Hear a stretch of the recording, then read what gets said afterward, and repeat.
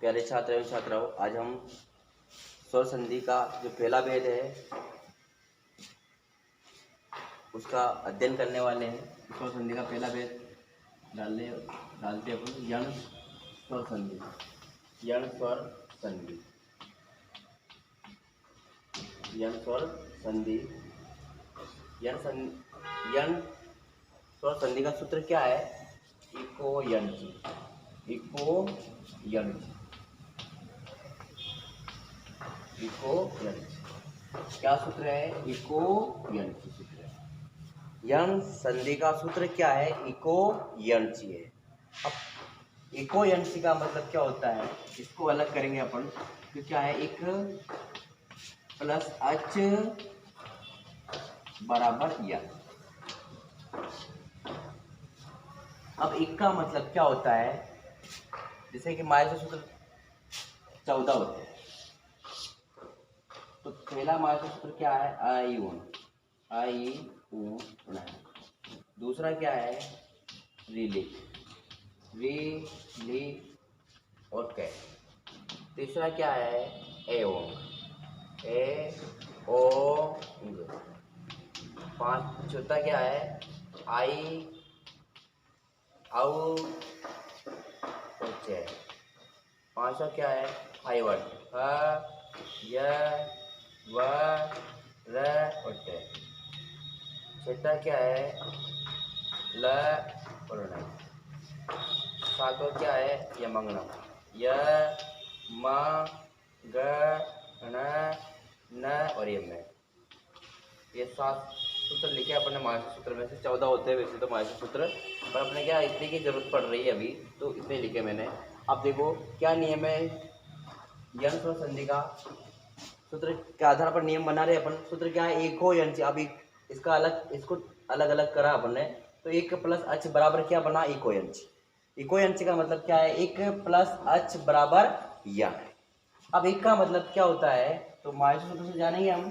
क्या है? माहेश्वर सूत्र है, माहेश्वर सूत्र है। तो माहेश्वर सूत्र नंबर पहले में क्या आ रहा है? ई आ रहा है। फिर दूसरे का आखिरी वर्ड में क्या आ रहा है? क्या आ रहा है? तो क्या बना? एक। अब एक का मतलब क्या है? एक का मतलब ई है, एक का मतलब ऊ है, एक का मतलब री है और ली है। अब इनको क्यों नहीं गिना अपन? इनको क्यों नहीं गिना अपन ने? क्योंकि जिस वर्ण के नीचे हलंत होता है उसकी इत संज्ञा होती है। मतलब हलंत्यम वर्ण की इत संज्ञा होती है, हलंत्यम वर्ण की इत संज्ञा होती है, और तस्य लोपे सूत्र से इनका लोप किया जाता है। कहने का मतलब यह है कि जो हलंत वाले वर्ण होते हैं ना, उनकी गिनती नहीं की जाती है। तो इक का मतलब क्या हुआ? इक का मतलब ई है, ऊ है, री है और ली है। लिख देते हैं अपन इक का मतलब क्या है? इक का मतलब ई, इक का मतलब ऊ, इक का मतलब री, इसका मतलब लीरी। प्लस प्लस अब क्या है? अच। अब अच ये अ यहाँ है और चे यहाँ है, अ और चे, मतलब ऐसे लेके चे तक। ए ई उ री ली ए ओ आई आउ, मतलब स्वर सारे आगे माहेश्वर सूत्र के हिसाब से। तो यहाँ लिख देते हैं अपन स्वर। अच का मतलब क्या है? स्वर। अच का मतलब क्या है? स्वर। अब यण का मतलब क्या होता है? यण का मतलब अपन यहाँ लिखेंगे। यण का मतलब लिख देते हैं यहाँ। अब यण, यण मतलब यण, ये वर्ण है, ये यहाँ मिल गया अपन को और न यहाँ मिल गया, यण बन गया यण। अब यण का मतलब यह है, यण का मतलब वह है, र है और ल है। इनको क्यों नहीं गिना? क्योंकि इनकी इत संज्ञा होगी, इनको इनका लोप किया जाता है क्योंकि इसके नीचे हलंत है। यह वह र ल, यण का मतलब, यण का मतलब क्या है? यह वह र और ल। अब देखो पढ़ते अपन नियम नंबर 1। यण संधि पढ़ रहे, यण स्वर संधि पढ़ रहे। कौन संधि पढ़ रहे अपन? यण संधि पढ़ रहे। तो यण संधि का नियम क्या है? एक नियम में सारे नियम हो गए। तो पहले पद का आखिरी वर्ण, संधि कहाँ होती है? कि संधि पहले पद के आखिरी वर्ण में होती है। संधि पहले पद के आखिरी वर्ण में होती है और दूसरे पद के पहले वर्ण में संधि होती है। संधि होती कहाँ है? पहले पद के आखिरी वर्ण में होती है और दूसरे पद के पहले वर्ण में होती है। तो पहले पद का आखिरी वर्ण या तो छोटी ही रहेगा या फिर क्या रहेगा? बड़ी ही रहेगा, या फिर छोटा ऊ रहेगा या फिर बड़ा ऊ रहेगा, या री रहेगी या फिर बड़ी री रहेगी। लिरी एक ही होती है संस्कृत में, संस्कृत की संधि पढ़ रहे हैं अपन। तो पहले पद का आखिरी वर्ण या तो ई रहेगा, ई छोटी भी हो सकती है बड़ी भी हो सकती है, या ऊ रहेगा, ली हो सकता है, या फिर ली रहेगा। पहले पद का आखिरी वर्ण ई ऊ री ली होगा। पहले पद का आखिरी वर्ण क्या होगा यन संधि में? ई ऊ री ली होगा। ई छोटी भी हो सकती है बड़ी भी हो सकती है, ऊ छोटा भी हो सकता है बड़ा भी हो सकता है, री छोटी भी हो सकती है बड़ी भी हो सकती है, और ली एक ही होती है। तो अब इसमें भी क्या होगी? ई की मात्रा रहेगी, ऊ की मात्रा मिलेगी आपको। पहले पद के आखिरी वर्ण में या तो आपको ई की मात्रा दिखेगी, या ऊ की मात्रा दिखेगी, या री की मात्रा दिखेगी, या ली वर्ण पूरा ही दिखेगा आपको। और बाद में क्या आएगा? यानी दूसरे पद का पहला वर्ण क्या रहेगा? स्वर रहेगा। क्या रहेगा? स्वर। अब स्वर भी कैसा रहेगा? असमान स्वर रहेगा। क्या रहेगा? असमान स्वर। असमान का मतलब यह है कि ई के बाद में ई नहीं आएगा, ऊ के बाद में ऊ नहीं आएगा, री के बाद में री नहीं आएगा, ली के बाद में ली नहीं आएगा। कौन सा स्वर रहेगा? असमान स्वर।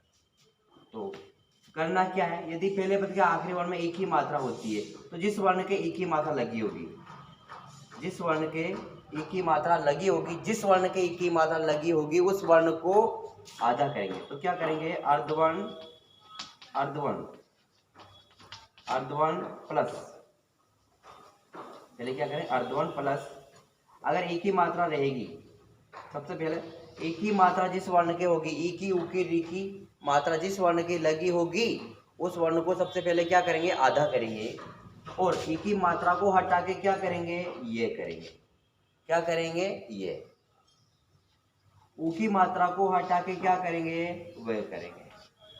रे की मात्रा को हटा के क्या करेंगे? रे करेंगे। रे। और ली पूरा ही मतलब मात्रा नहीं मिलेगा, पूरा ही मिलेगा, तो आप क्या करोगे? ले। पहले पद के आखिरी वर्ण में यदि ई ऊ री ली दिखे आपको और बाद में समान स्वर नजर आए तो ई की मात्रा को हटा क्या करोगे आप? ये। ऊ की मात्रा को हटा क्या करोगे आप? वे। और री की मात्रा को हटा क्या करोगे आप? रे। और ली को हटा के क्या करोगे आप? ले करोगे। अब बाद में जो भी स्वर है ना, बाद में क्या आएगा? असमान स्वर, उसका क्या करना है? मात्रा जोड़ेंगे। क्या करेंगे? मात्रा जोड़ेंगे। मात्रा जोड़ेंगे। क्या करेंगे? मात्रा जोड़ेंगे।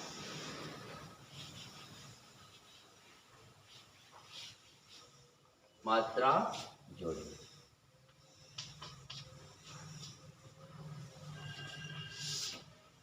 कैसे? पहले पद का आखिरी में ई ऊ री ली रहेगा, बाद में असमान स्वर आएगा। तो क्या करना है? जिसके भी ई की ऊ की री की मात्रा लगी होगी उस वर्ण को अधूरा करेंगे, और ई की मात्रा को हटा के ये करेंगे, ऊ की मात्रा को हटा के वे करेंगे, री की मात्रा को हटा के रे करेंगे, और ली को हटा के ले करेंगे।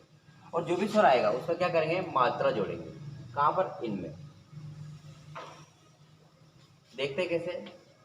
उदाहरण सोल्व करते हैं अपन। उदाहरण करके देखते हैं, आपके समझ में आ रहा है? जैसे सखी, सखी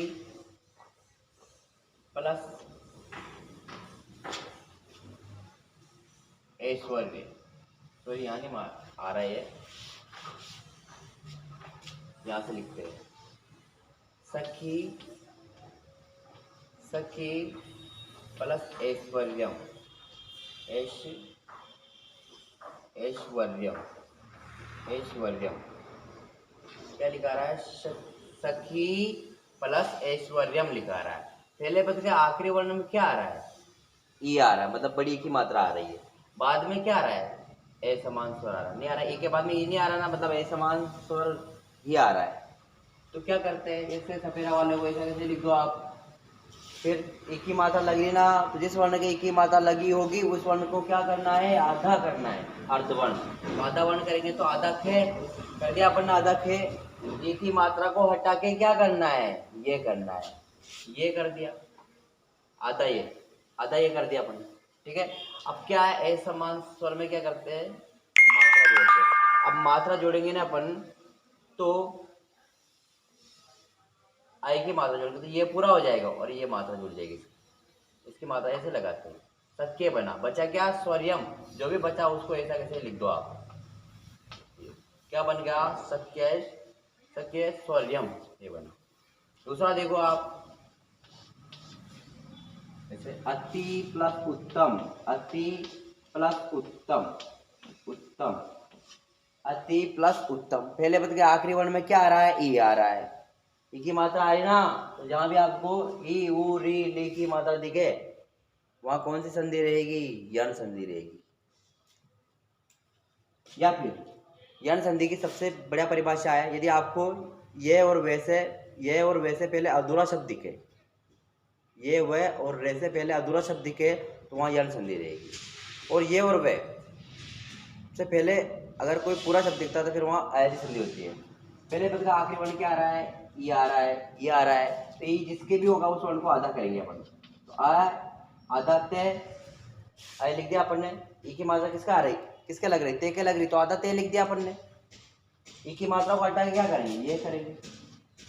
फिर क्या आ रहा है? ऊ आ रहा है, छोटा ऊ आ रहा है, छोटा ऊ की मात्रा लगा दो, बचा है क्या? डबल ते, और ये में क्या बना? अत्युत्तम। फिर तीसरा देखो आप, ये वाला समझ में आ गया आपके? वो वाला देखो, जैसे सु प्लस अर, सु प्लस अर, सु प्लस अर, सु प्लस अर। पहले पद का आखिरी वर्ण में क्या आ रहा है? ऊ की मात्रा आ रही। अब ऊ की मात्रा किसके लग रही? से के, तो आधा से एक लिख दिया अपन ने। फिर ऊ की मात्रा को हटा के क्या करेंगे? ऊ की मात्रा को हटा के क्या करते? वे करते, चाहे वो छोटा हो या बड़ा हो, क्या करेंगे? वे करेंगे, वे कर दिया अपन ने। फिर आधा वे था ये, अब इसमें क्या जुड़ेगा? स्वर की मात्रा जोड़ेंगे अपन, तो वे पूरा हो गया, बचा क्या? रे। समझ में आया ना? इसकी मात्रा होती ही नहीं है, बस ये वे पूरा हो गया, क्या बना? स्वर।